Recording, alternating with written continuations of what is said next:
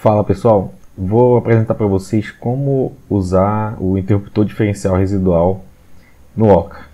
O interruptor diferencial residual, também conhecido como IDR ou mais popularmente DR, é um dispositivo de proteção contra a fuga de corrente elétrica nos circuitos e é muito usado justamente para proteger contra choques elétricos. Então ele é um dispositivo principalmente de proteção pessoal em instalações residenciais, comerciais, enfim.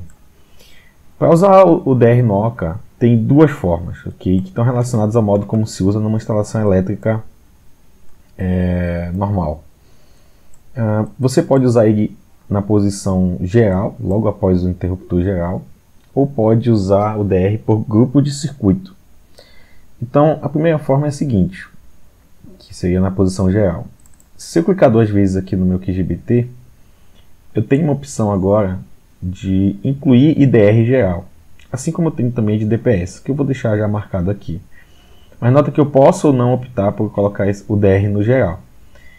Se eu lançar o diagrama unifilar dessa instalação aqui, residencial, você vai ver que eu tenho aqui no diagrama um disjuntor geral, os DPS, né, que são 4 aqui no caso, e os meus circuitos, tá, terminais. Nota que não tem proteção aqui por DR. Se eu voltar no meu quadro geral, aqui, na janela de edição dele, e colocar incluir DR geral, salvar e lançar novamente a fiação, você nota que agora aparece um DR aqui no começo do meu quadro, né? Logo após o disjuntor geral e o DPS. Ou seja, essa aqui é uma forma de eu garantir uma instalação de DR dentro da minha instalação elétrica, dentro do projeto elétrico feito no Oca. No entanto, essa não é necessariamente a minha forma favorita de fazer, mas ela é possível, tá? A outra forma possível é por agrupamento de circuitos, tá? Então o que eu vou fazer aqui? Eu vou desmarcar essa opção, primeiro do DR, no quadro geral. Se eu lançar a fiação de novo, você vai ver que ele some. E eu posso aqui vir aqui na janela de edição de quadros e circuitos e definir quais circuitos vão estar ligados a determinados DRs. Tá? Então antes de abrir essa janela, eu venho aqui no meu diagrama unifilar, vou escolher alguns circuitos que eventualmente podem ser protegidos, né? Normalmente a norma prevê que você proteja circuitos de área molhada ou área sujeita a umidade, áreas externas, tá certo? Não vou me prender muito a essa necessidade agora, eu vou só escolher alguns circuitos para mostrar aqui de exemplo como fazer. Eu vou colocar alguns desses circuitos de tomada de uso geral ligado a DR, tá certo?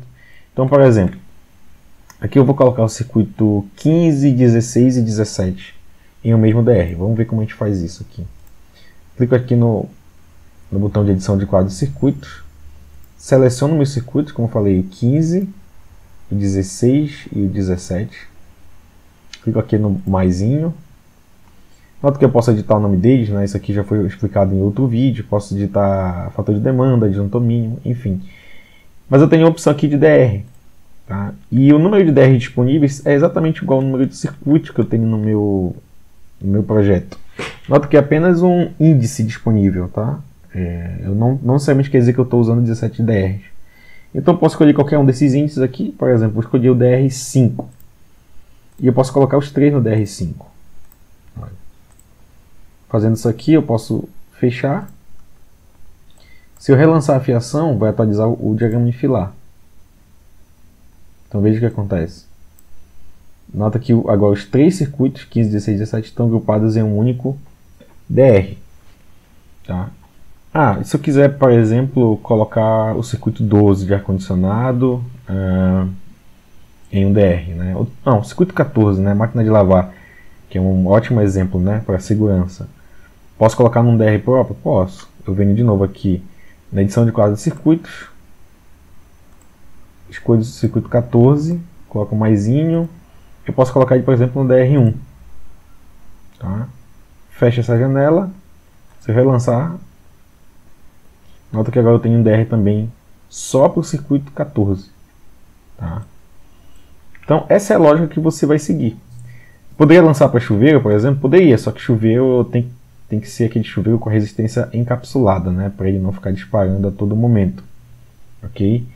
Vamos experimentar lançar, juntar esse circuito 3 e 4 a esse mesmo DR que a gente lançou para o 15, 16 e 17.